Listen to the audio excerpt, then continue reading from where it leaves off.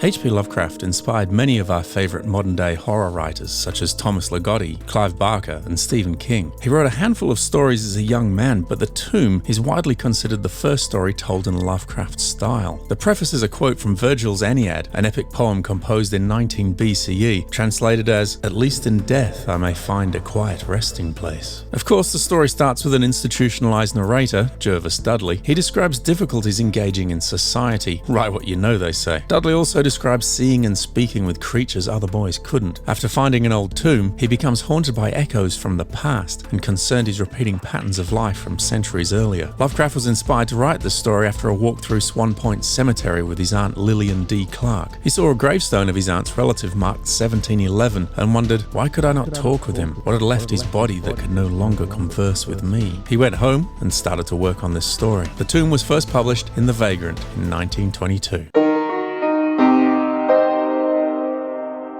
What happens when you're drifting aimlessly on a boat on the least frequented part of the Pacific? It's World War I, and you recently escaped your German captors. Would you expect to wake on a slimy expanse of hellish black mire extending in monotonous undulations as far as the eye could see? Of course not, but this is H.P. Lovecraft's Dagon. Written in 1917, the idea came to Lovecraft in a dream. He added an unwilling protagonist who's going slightly mad, and before we know it, we're exposed to odd structures and mythical beings. Lovecraft enjoyed referencing real-life archaeological finds in his stories, so it's unsurprising that he used the name Dagon, perhaps referencing the ancient Sumerian fertility god of grains and fish. For such an early example of Lovecraft's work, we see the beginnings of what would become known as the Cthulhu mythos. Allusions to Dagon would later appear in The Shadow over Innsmouth and The Call of Cthulhu. Dagon was first published in the November 1919 edition of The Vagrant.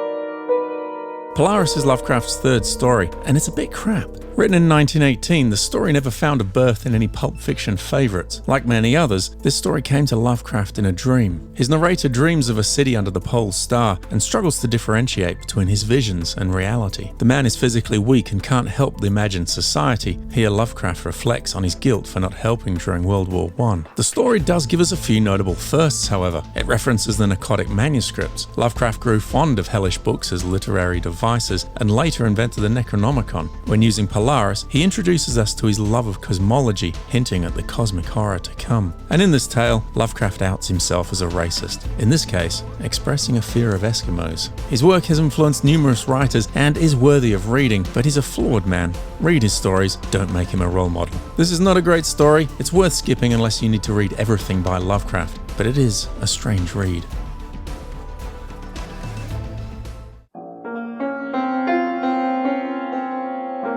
Lovecraft's fourth story, Beyond the Wall of Sleep, found inspiration from a 1919 New York Tribune article about the grim slaters of Polly Hollow. This time, Lovecraft seizes the opportunity to get stuck into decadent mountain folk and introduces us to Joe Slater. He's a patient at a mental institution who babbles about a laughing entity that visits his dreams. Our narrator is an intern who studies dreams and has a peculiar apparatus to measure brain activity. One night, they both fall asleep after wiring Slater to the machine. Unexpectedly, they all dream together and experience indescribable pleasure. When they are pulled back to wakefulness, Joe sits upright, his eyes bigger and bluer. Joe Slater is dead, says a soul-petrifying voice from beyond the wall of sleep. The being has been trapped inside Slater for 42 years but must leave as Joe's body grows cold. It says it's desperate to destroy Algol, the demon star, and asks our narrator to watch the night sky. A nova soon appears near Algol, but it quickly burns out, hinting that the being failed. The fantasy fan first published Beyond the Wall of Sleep in 1934.